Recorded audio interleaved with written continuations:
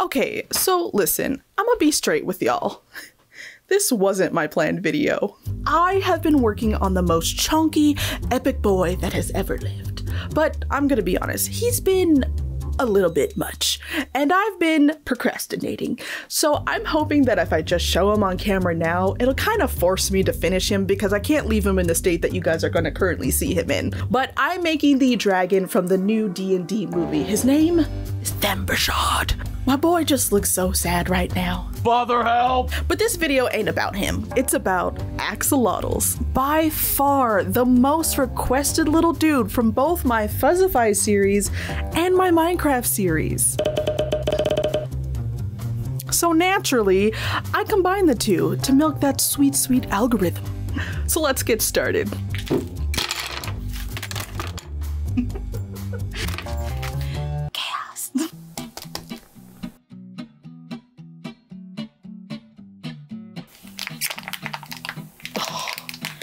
It's always so difficult the first time to pull it apart. Let go. Stop resisting. With 2 seconds to go, puts it up and scores at the buzzer! Michael Jordan has won it for Chicago!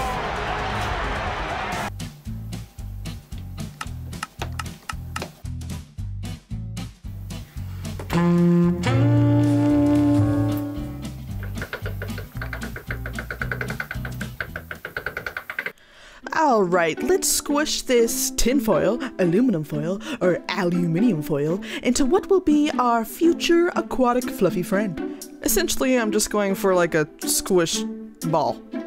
Once shaped, forget that you're filming and jam out to the music you're listening to. Alright, you know what box we break it out? The box of mystery. We know the process at this point. You pick the eyes that you want, make sure they're the right size against the foil ball, and it starts to make some resin eyes. Dab them onto some clay, dab a little bit of UV resin, try a new idea that you're not going to tell anybody about. Beam of light. Ding! A little shimmery black. We try our best to dribble on some. Dribble on some black sparkly resin. Then we beam of light again. Realize you don't like the new idea you tried and remake them all off camera. I present the tiniest little eyes on the tiniest little hands. I don't know why I have these. I know one day I'm gonna get asked, you should try to make an art doll with this. Like, this would be a nightmare. Do it! Back to focusing. Once the eye debacle is over, which isn't over by the way, we finally start laying on some clay. You ever seen the smoothest yet bumpiest boy ever? Once I have the smoothest yet bumpiest boy ever, I lay out the eyes and then start what is the downward spiral of the mouth. A little all over the place with this one. See, now he just looks like he's screaming because I took away his eye. Come and give it back. It's okay. Oh. I've accepted the fact that most of this project was just a series of constant tweaking and remaking things. Like this first mouth, weird. Don't know what's going on there. So then I thought maybe if I build up the face a little more, that'll be what'll fix my problem. And then maybe if I make it a little smaller, that'll work too. And then I was like, it's a little bit too small. So let's make it a little bigger. Still too small. Make it a little bigger. Then I was like, an X-Acto knife. That'll be the problem solver. Don't do this. I don't know what's happening here. Then I was like, oh, maybe if I just focus on like the tongue and the aspects of the mouth, that'll work out. But then I got a little surprise visit from a very, very good girl who really wanted attention and was like, I don't care about this mouth. Pay attention to me. Once I paid my pet tax, I just tried to channel my inner surprise Pikachu face, and I think I finally got it to work. However, you may now notice the eyes are gone. Yep. I remade those two. Why? Because we don't settle here. We do settle. Exactly. Moving on. Yeah, be prepared. I do this throughout the entire video. It's giving Kirby vibes right now. Corporate needs you to find the differences between this picture and this picture. They're the same picture. With the head mostly figured out by this point, it's time to work on his frilled gill things. I pretty much just needed a really basic form so I can fur and add actual gills later on too. Do you think I kept this first attempt though?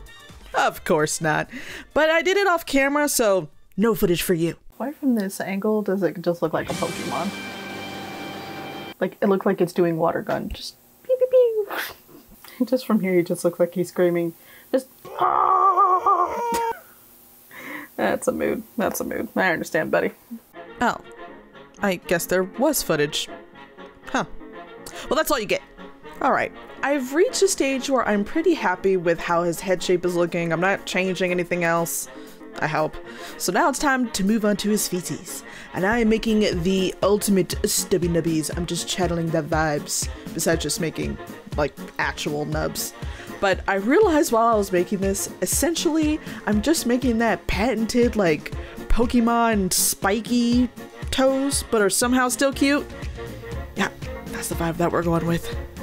I mean, look at that. You can't tell me that's every Pikachu, Squirtle, Bulbasaur, and just every other Pokemon out there. But that's okay, because it's still fine to me. So that means Pokemon's on something. Some beautiful stubby nubbies. To the oven. With everything fresh out of the oven and nice and cooled off, it is time to work on ASMR armature time. Oh, wait. Before I do that, I need to make a hole in the back of the head so that I can attach the armature to, which means... I don't like this! I don't like this! Oh God! Okay, now it's time for ASMR armature time.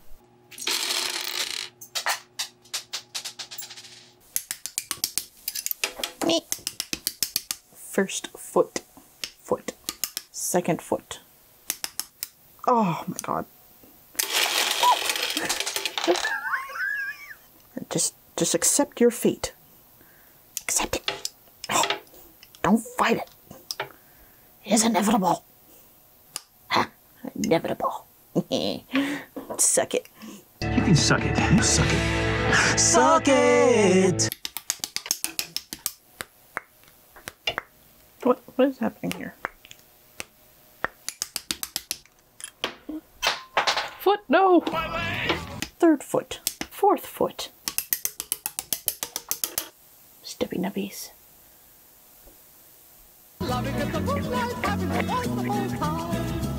Attaching the head to the armature is so simple. I'm just breaking out that forbidden goop and sliding that armature right in. After that's done, it's time for some bodybuilding, aka breaking out the quilt batting.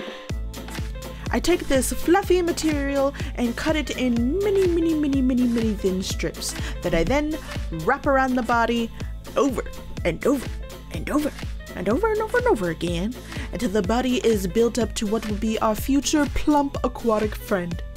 Now, I gotta remember not to go too ham because I have to account for the fluffy fur later on.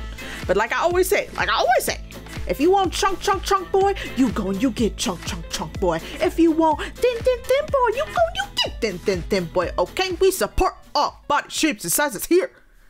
Every time I look at that face, just moo, moo, moo, moo. All right, well, now we get to my favorite part, sewing. We gotta attach that fur somehow, so it means it's time to get sewing. Yay! Thankfully, my sewing process is very simple. I eyeball everything. And thankfully, faux fur is very forgiving and pretty stretchy, so when I fail to eyeball everything correctly, I can just hide it underneath all the fluff. Now, I understand the parallels of me always talking about that I don't know what I'm doing versus the footage that makes it look like I know what I'm doing, but I promise you, I'm BSing through the whole thing.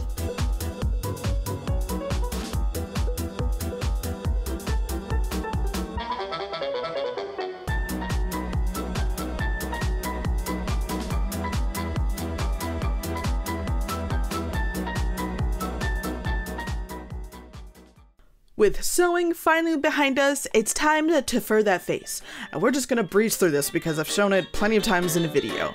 Step 1, prime the face. Step 2, glue. Step 3, fur. Step 4, scream. Ta-da! Furred face. Okay, it looks really janky right now. But with a little bit of shaping from the grooming stage, we'll get it looking right. Can we talk about how legit I am? Like, I have the pet shaver. I have the thinning shears. I have these curved thingamabobs. I am just a groomer at this point. Why don't I just groom my dogs? Because I'd probably accidentally cut them, and then I would never forgive myself and cry in a corner, that's why. Which is why I stick to art dolls, because they can't tell me how much pain they're in. Breaking out tool number 1 in the grooming process, the pet shaver. It is a godsend in making this process a lot quicker by just getting all the fur off in bulk and evenly so it doesn't look like a jagged mess.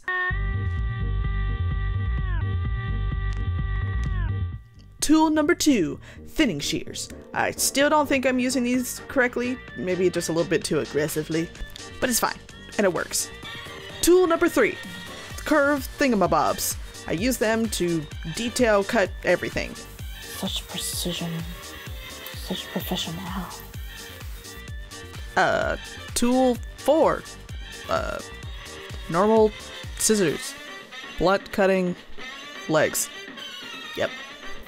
Little chunky stubby footsies. Boop, boop, boop, boop. I was terrified of messing these up, but curved thingamabobs really came in clutch. Like I said, so precise. Such precision. Alright, now I just gotta repeat this on the other side. Yay! With trimming done, it's time to airbrush, because axolotls are pink. Or, in Minecraft's case, brown, gold, cyan, and blue. But in today's case, pink. I try to layer on the different colors of pink in a very slow fashion. I'd rather build up multiple layers and have it not be a crunchy, janky looking mess. So I build up the layers slowly, and it still kind of looks a little bit janky in some cases. You just really can't get a perfectly even layer regardless of what you do. So I actually break out some alcohol and dab a little bit on a paper towel and kind of rub it over everywhere, because that helps the paint spread and get into all the fibers. Now, this would be a KP video if I didn't go in and add some color variation, especially at the toes. And eyes, since I like how it makes the eye color actually pop a little bit more when there's like a dark ring around it. Speaking of eyes, guess who decided to change it again for like the 4th time? It's me. Hi, I'm the problem, it's me. I didn't like how gray they ended up looking instead of black, and I figured since I'm trying to milk the Minecraft algorithm, maybe I should be a little bit more accurate to the one in game. And I actually am really glad I did this, because it was really all just solid pink, and adding this extra pop of color in the eyes really helped to bring more variance. And you know I like my variance.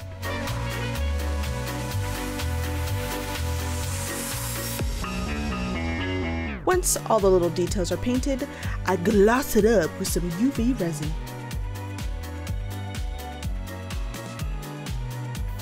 Beam of light. I would be remiss if I didn't make the mouth moist. Beam of light again. Ding! Now he's crying for help. Final step is to figure out the fin and little frills. So for the tail, I sketched out a kind of curvy pattern that I wanted the fin to be. Cut that out, and then broke out the tiniest, fluffiest fabric I could find, which is just minky. Trace out that pattern and cut it out, trying to remember seam allowance. Carefully and meticulously pin the 2 pieces together. Then it's time to break out an old dusty friend. My sewing machine. Now, I had a vague idea and remembrance of how to use this, but let me just say, grab a snack and enjoy a series of unfortunate sewing events. Okay, you might remember how to... Why does it smell smoky? Oh, it's already clogged. Okay, hold on, pause. We clearly don't remember Jack. Okay, way too fast. Good lord. Why does it smell smoky? I'm so concerned for my life right now. What is happening back here? Do we need to stop something? Do you need help? No! Freaking Barb was just like, it's easy to sew. Who can't not do it? I'm just over here like, it's me. I can't. I don't. Okay, do you have some water? We need to buy a fire extinguisher. We're adults. We should know better. I'm like, what? Why does it keep catching and why? Catching on fire? No, it just smells a little burnt. Don't worry, I'm coming. Help is on the way, dear! This is no fire. Help is on the way! Here you go. It's fine. Oh, thank you for the water. Karen, if you catch this house on fire, We'd get a nice we can settlement get a nice check. house. I did not blow it up. Someone's gonna like watch this and be like, oh my god, how did you not die? Because that is like horrible and that's such a red flag and you should never operate it. And I'm done. But just gonna keep going. With all that going on, I somehow managed to finish sewing the fin. All that was left was to cut the seam allowance, water down some acrylic paint, and dye this white fin pink, using the paper towel method again to make sure that it got into the tiny fur fibers. Now, I'll admit, I tried to do a nice shot of me sewing the fin onto the tail. It was really janky, and I'm not filming all of that, so just know that I sewed the fin onto the tail on the top and bottom. For the frills, I decided to use some leftover dyed minky from the tail. To attach them, I just broke out my friend Forbidden Goop.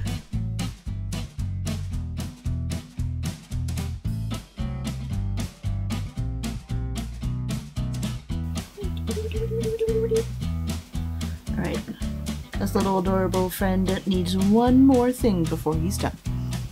Every good boy axolotl deserves a very special treat to go with them. And in this case, it was going to be a big juicy shrimp.